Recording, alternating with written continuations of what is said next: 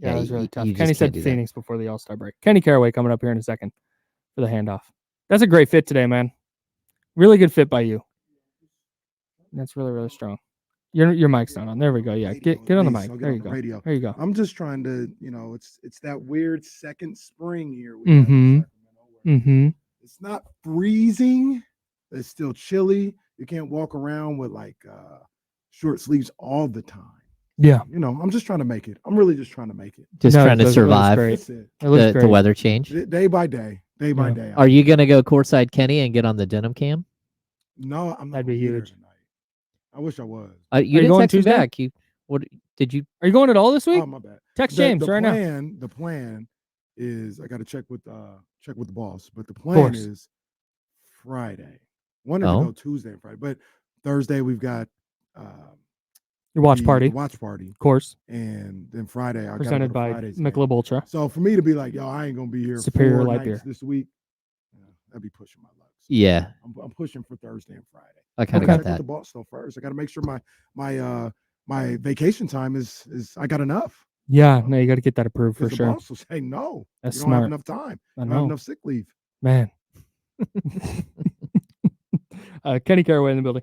I wanted to bring this up with both of you guys. So here we are for the handoff, sponsored by possibly you. I used to be out on the play-in tournament thing. Really? I just kind of didn't like it. It's kind of grown on me now. But this year particularly, it's so good that it's around because the playoff race would be in the West would be so boring without it. It would just be about seeding, and we'd be in here every day going, hey, who would you rather play? Okay, let's see. If season ended today, they're playing them. They're playing who's in first round now? Denver. Yeah. They're playing Denver. I mean, the Lakers would be 2.5 back of the Mavs for the final playoff spot. That would be the lone thing to watch right now. And that'd be like a wish and a prayer. Like, yeah, you need Dallas gets cold. Maybe the late, like you need a lot to go right. Yeah. And instead, we've got the Suns, Kings, Mavs trying to stay out of the play-in, with the Pelicans possibly falling, maybe? Question mark. You called it first. Look at them Clippers. What about them? You called it about 2 weeks ago. Like, I got my eye on the Clippers falling. That was James. Oh, I heard you say it. So both of you guys. You said it to me. I kept saying, like, I'm not sold at all on what's happening there, especially once they lost Westbrook, and then they were trying to rest players, and they can't because now they're in a situation where it's like, yeah, they look like they got some things they got to figure out. Now I don't know if they got enough time to figure it out. Yeah. That's I think their problem. I don't think I want that 4-5 matchup. I think I would rather see the Clippers and Pelicans just like go at each other for the 4-5. I agree. I don't like the Kings against either one of those teams. Yeah, I prefer the 6-3, whether it's OKC or it's Minnesota. Right now it'd be OKC.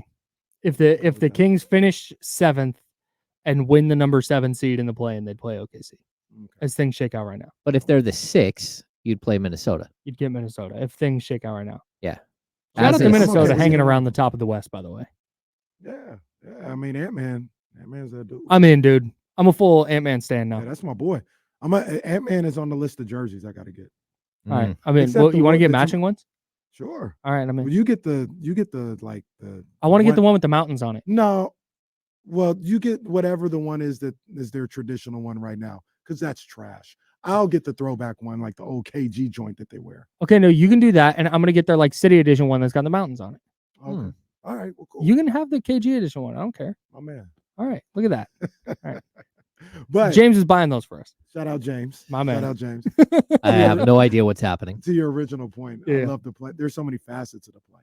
Yes. Right. So you've got the 9-10 component, where all of a sudden the Rockets have a shot to be successful in some form or fashion, right? And get into some type of postseason play. So you've got that aspect of it. You've got, I was really sold on it the first year. I think it was the first year they had it. And the Lakers and Warriors played in an 7-8 matchup. Yeah. And it was just great drama. It was super fun. Great drama. That was the LeBron 3 rims game. That was the LeBron 3 rims game. So, it was just great. So I was like, I'm sold on it on that. And then to your other point, the other facet is teams trying to stay out of the play-in. You know what I mean? That 6th spot and all this other stuff Mhm. it just adds so much life to a season. I've been on it since day one, and it hasn't disappointed. Yeah, I'm down. I like the play-in. I don't, I hope the Kings can somehow avoid the play-in Yes. because I still don't like the one and done. Mhm. Maybe that's just because I'm an Oakland A's fan that's watched them, get that play-in spot a couple of times and then Mhm. lose in the play-in. You're like, what in the world? Because it's one and done. Yeah. And, especially after 162 game season, that's brutal to have a one and done.